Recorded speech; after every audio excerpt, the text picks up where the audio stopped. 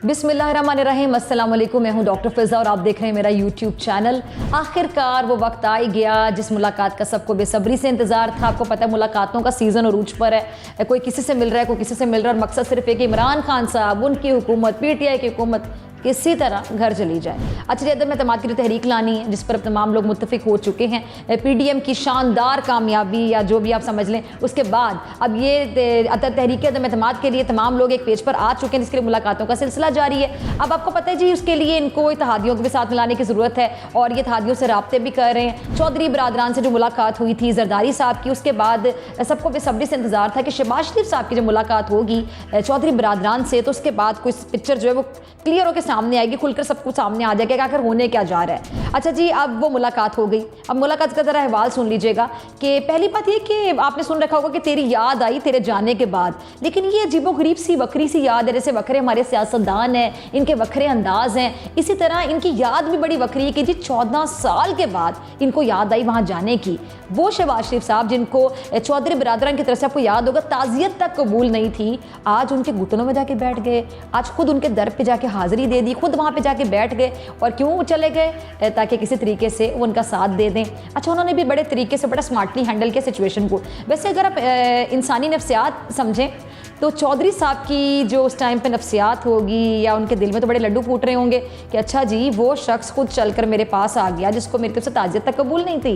तो लेकिन उन्होंने बड़ा स्मार्ट मूव ये किया कि जी मुन्नस इलाही साहब को आपने सुना होगा कि उन्होंने बाकायदा ये कहा कि जी हम सियासी लोग हैं और हमारे घर अगर मेहमान चल कर आएगा तो भी हम इज़्ज़त तो देंगे, एहतराम करना, उसको वेलकम करना तो हमारा काम है, हम पे फ़र्ज़ है। और हमारे घर अगर कोई आ जाएगा हम उसको मिलेंगे। आप प्राइम मिनिस्टर साहब अपने साथियों से कह दें कि आपने घबराना नहीं है। यानी क्लियर पैगाम दे दिया गया मुन्नस इलाही साहब की जानिब से, चौधरी बरादरान की जानिब से कि जी काफ लीग कहीं पे भी तहरीक अदम एतमाद में हुकूमत के ख़िलाफ़ नहीं जाएगी, अपोजिशन का साथ नहीं देगी। अच्छा, जब शहबाज शरीफ साहब बाहर आए तो उन्होंने ना तो मीडिया से बात की और कहते हैं कि जो आपके चेहरे के तासुरात होते हैं वो सब कुछ बता देते हैं कि आखिर हुआ क्या था।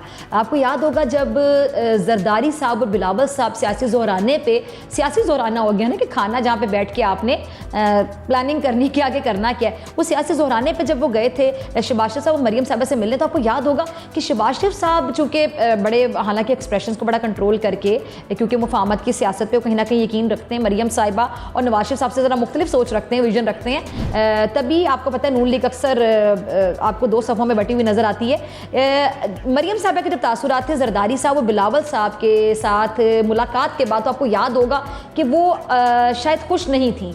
बहुत सी चीज़ें थी जो उनके चेहरे पे नज़र आ रही थी कि अंदर दिमाग में, दिल में क्या चल रहा है, क्या पक रहा है, क्या कुछ वो सोच रही हैं, वो चेहरे पे नज़र आ जाता है। अच्छा, इसी तरह अब शहबाज शरीफ साहब चेहरा बहुत सी चीज़ों का हाल बता देता है कि आखिर मुलाकात में दाल नहीं गली, मिन्नतें तरले जो किए गए उस पर दाल नहीं गली, जिसका वाज़ेह सबूत है कि जी मुन्नस इलाही साहब ने प्राइम मिनिस्टर साहब को पैगाम दे दिया कि जी हम आपके साथ हैं, हमारे घर को चल कर आ जाएगा तो हम उसको, ज़ाहिर बात है मेहमान नवाज लोग हैं, अच्छे लोग हैं, तो हम मुलाकात करेंगे, हम वेलकम करेंगे, हम चाय पानी भी पूछेंगे, लेकिन हम आपके साथ हैं, प्राइम मिनिस्टर साहब के साथ हैं। अच्छा, ज़रा ये देखिएगा कि जो चौधरी बरादरान की वफ़ा और जो शरीफ ख़ानदान की आप कह लें कि बेवफाई, अगर मैं गलत ये लफ्ज़ नहीं इस्तेमाल कर रही, अगर आप में से बहुत से लोगों को शायद एतराज़ हो कि मैं उनको बेवफा कह रही हूँ, उनको वफ़ादार कह रही हूँ, लेकिन मैं बड़ी मेरिट की बुनियाद पर कह रही हूँ। किस तरह पूरी हिस्ट्री है, ज़रा सुनिएगा। 1981 में चौधरी ज़हूर इलाही साहब के कत्ल के बाद चौधरी शुजात हुसैन और चौधरी परवेज़ इलाही की सियासत में एंट्री होती है। ठीक है, ज़रा सुनते जाइएगा। फिर 1985 के इंतखाब के बाद चौधरी बरादरान पंजाब की सियासत में बाकायदा दाखिल हो जाते हैं। अच्छा, परवेज़ इलाही साहब ना उन दिनों में गुजरात की ज़िला कौंसिल के चेयरमैन थे। अच्छा, इसके बावजूद ज़रा सुनिए कि उनका नाम भी वज़ारत आला के उम्मीदवारों की फहरिस्त में आ गया। अच्छा, ये सब कुछ हुआ, लेकिन एक शाम जब जनरल मोहम्मद ज़ियाउल हक साहब पंजाब के मुतवक्किल वज़ीर आला के बारे में ज़बान खोले बगैर इस्लामाबाद परवाज़ कर गए, तो गवर्नर उस टाइम पे जो गुलाम जिलानी साहब, उन्होंने मोहम्मद नवाज शरीफ साहब नामी रुकने पंजाब असम्बली, तब तो आपको पता है मोहम्मद नवाज शरीफ नामी होंगे ना, बाद में बने ये इतने दफ़ा वज़ीर आज़म, उस टाइम पे ज़रा नए नए थे ये, तो जी ये रुकने पंजाब असम्बली थे और अचानक जी वज़ीर आला नामज़द कर दिया गया उनको। और इस तरह परवेज़ इलाही साहब के साथ अगर मैं कहूँ हाथ हो गया, हैंड हो गया, तो गलत नहीं होगा। अच्छा, फिर चौधरी शुजात हुसैन साहब की किताब जिसका नाम है सच तो ये, उसमें उन्होंने लिखा कि 1988 में 1988 के जो इंतखाबात थे उसके मौके पर नवाज शरीफ साहब और चौधरियों में एक बार फिर से दूरियां पैदा हो गई। किस तरह जी? बकौल चौधरी शुजात साहब के कि उनके ख़ानदान को शिकस्त दो चार करने की कोशिशें इंतज़ामी सतह पर हुई। इंतज़ामी, ज़रा गौर कीजिए इस लफ्ज़ पर। अच्छा, इंतखाबात के बाद बेनज़ीर भुट्टो साहिबा ने चौधरी परवेज़ इलाही साहब को वज़ारत आला की पेशकश की और उस मौके पर भी नवाज शरीफ साहब ने एक बार फिर चौधरी बिरादरान से रब्ता किया और कहा कि जी इस तरह तो पीपल्स पार्टी इक़्तिदार में आ जाएगी। तो यूँ फिर इस ख़ानदान ने एक बार फिर से नवाज शरीफ साहब पे यकीन कर लिया, उनका साथ दे दिया, यानी सीधे से अल्फाज में उन बेचारों के साथ दोबारा हाथ हो गया। जब नवाज शरीफ साहब वज़ीर आज़म बने तो फिर जो यही वादा जो उन्होंने किया था परवेज़ इलाही साहब को उन्होंने वज़ीर आला के बनाया जाएगा, लेकिन चौधरी शुजात साहब के बकौल वादे की खिलाफ वर्जी करते हुए वज़ीर आला किसको बना दिया?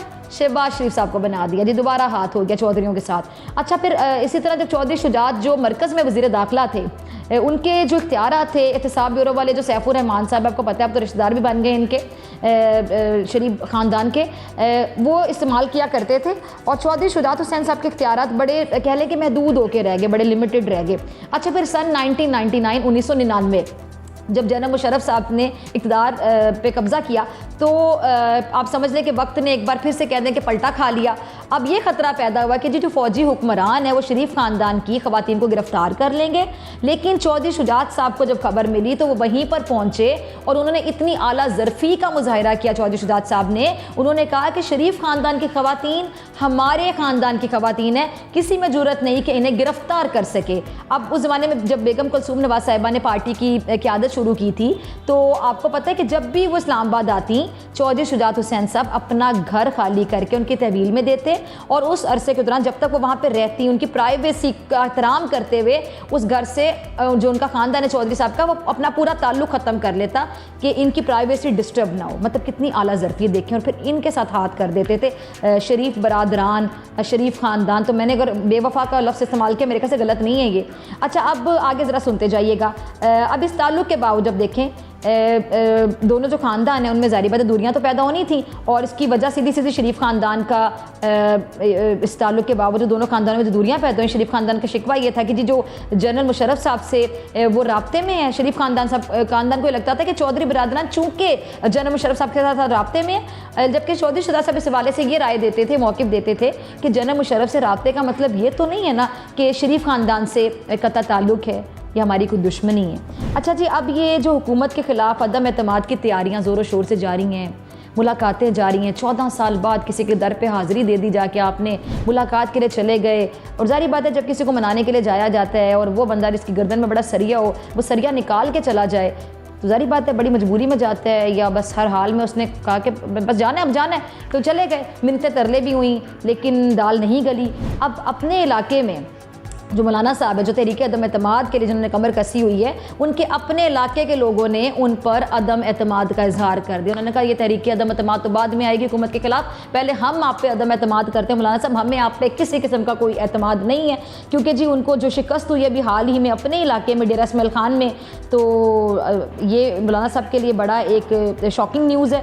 अच्छा, आपको याद होगा जब ये इंतखाबात में अभी हाल ही में JUI ने जो शिकस्त दी थी KPK में PTI को, तो उस पर बड़े खुश हो रहे थे कि जी जो हुकूमत है उसकी परफॉर्मेंस, हुकूमत की कारकर्दगी, नाअहल हुकूमत है, निकम्मी हुकूमत है, महंगाई बहुत ज़्यादा कर दी, अवाम का जीना दूबर कर दे। तो अवाम बेचारी जो गुस्सा था अवाम का, अवाम ने अब इस टाइम पे वोट में निकाल दिया। अवाम ने इनको शिकस्त से दो चार करके बता दिया कि हम इमरान खान साहब से PTI से कितने ज़्यादा दिल बर्दाश्त हैं।